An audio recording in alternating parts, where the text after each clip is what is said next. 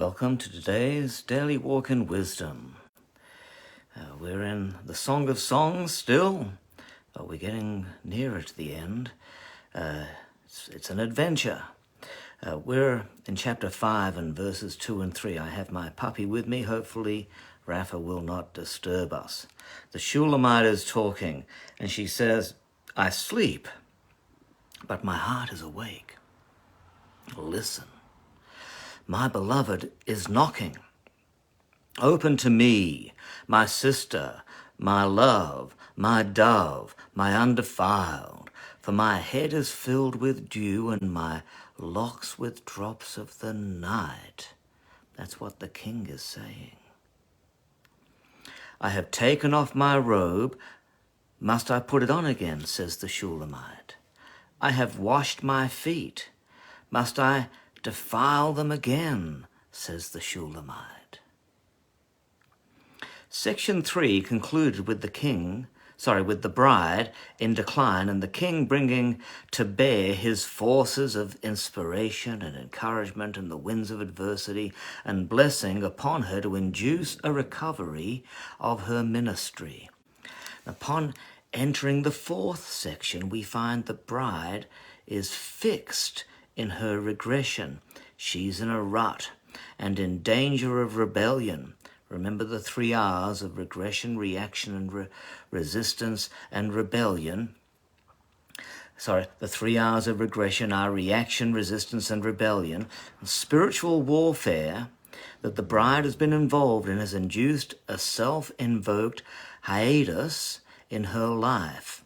She's in reaction and has entered a state of total inactivity. So she says, "I sleep." The high point of Lebanon, in other words, it's like somebody saying, "I've had enough of this, I'm going to bed," or "I want a nap," or "I need a break." I sleep. The high point of Lebanon is a remote memory. Introversion has caused the Shulamite's devotion to wane. Her garden of pleasant fruit has become a substitute for obedience. What began as a temporary hiatus is becoming a permanent state. And once again, she and the king are separated by walls of her own making. And instead of responding, she is retreating. Her love is an ebbing tide. Suddenly, her heart awakes. It's the king knocking at the door. "Behold, I stand at the door and knock." The door he is knocking at is the door of the lukewarm heart. That's the state that we see the Laodicean church is at in the book of Revelation, chapter 3. That gives you some idea historically of where we're at in the story or the adventure of the church and the bridegroom, Jesus. When we retreat behind a walled garden and enjoy its fruit for ourselves alone, we invariably grow lukewarm. It's in this state that we are lulled to sleep by the lullabies of our own self-oriented worship. Beware the worship that is all about I, me, my, instead of worship that focuses upon the King. Such songs are all about me. It's all about me. Jesus, won't you do something for me? All such songs, sentimental songs, act like a sedative, dulling our spiritual senses. Boom. All such songs will dull your spiritual senses. They'll feel good. They will satisfy your flesh. They will not keep you spiritually alert. I know there's times when we feel sad and we feel bad and we want to sing about me, but our worship needs to give glory to the King. We talked all about this all through the Psalms, the wisdom of worship. where we learned about how to turn all of our struggles into things that would glorify God. Well, here, we need to realize that when we're singing sentimental songs, they dull our love life. There you go. She's inside, and the door is locked. The king is outside. That should tell you something. Knocking at the door, trying to wake her up. In the parable of the 10 virgins, they all slumbered and slept until the announcement is made that the bridegroom is coming. She hears the king use the same terms that previously wooed her. My sister, my love, my dove, my unblemished.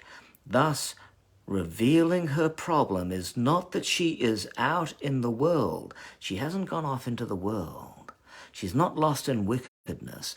Instead, she is closed to him through her disobedience.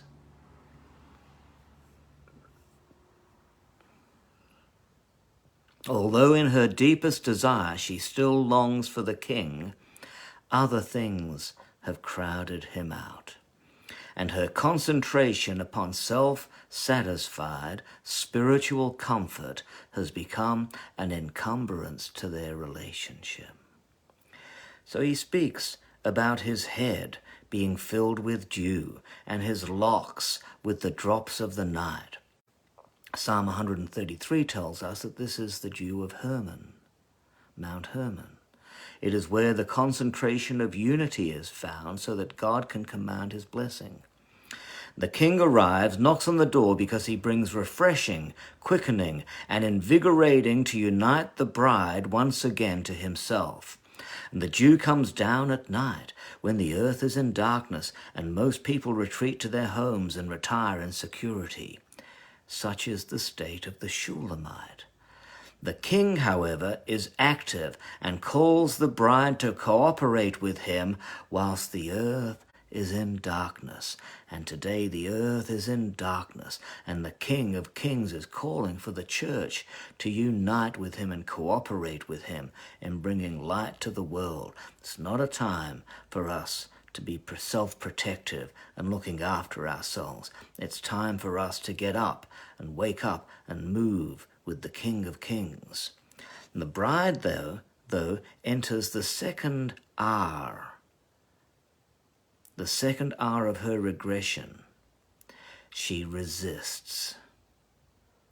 Instead of removing the barrier and opening the door to the king, she doubles down on her regression and debates the point with him, explaining the inconvenience and justifying her position. She says, I have taken off my robe. I can't be bothered putting it on again. Her robes, if you remember, had been impregnated with the aroma of Lebanon, but she's taken that off. It would be like the prodigal son returning home and his father putting upon him his robe, his mantle, and the son taking it off straight away. Yes, still stinking of the pigs that he'd been wallowing with out there in the world. She'd taken off her robe. Remember how in the upper room, Peter didn't want Jesus to wash his feet. She says, I have washed my feet. I have washed my feet. They're too clean to get sullied. She has washed her own feet. Peter didn't want Jesus to wash his feet. He wanted to wash his own feet, or he'd let somebody else, but not Jesus. The subtle shift in the Shulamite's attitude reveals she is exchanging Jesus' righteousness and trusting in her own power to stay clean. She's in danger of becoming like the man at the wedding feast who was not wearing wedding clothes. The self-centered, introverted holiness is the epitome of spiritual unreality.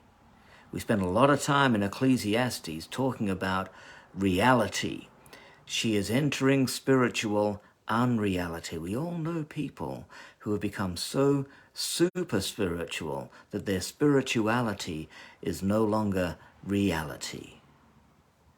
Yes. Slowly, subtly, the self-absorbed Christian begins to live out of their own righteousness, not realizing that in wearing our own filthy rags, we have taken off Jesus' robe of righteousness and are walking by the light of our own imagination. Her feet relate to her walk. She's become absorbed with her own holiness, her own walk. A hyper-spiritualized view of herself. Her feet were made beautiful by walking on the mountains of Lebanon. True holiness is always applied holiness. We take the holiness of Christ that is given to us forensically, that is attributed to us, but then we live it out. We've got to apply it. We've got to walk it. You've got to walk the walk, not just talk the talk. Until she comes down from her ivory tower and reconnects with the needs of the world, her feet will remain unshod. And when we're self-oriented, true love no longer flows out from us. What we end up with is a syrupy, emotional substitute for love that is more akin to sentimentality than the pure love of God. Pure love always obeys, does not become self-absorbed.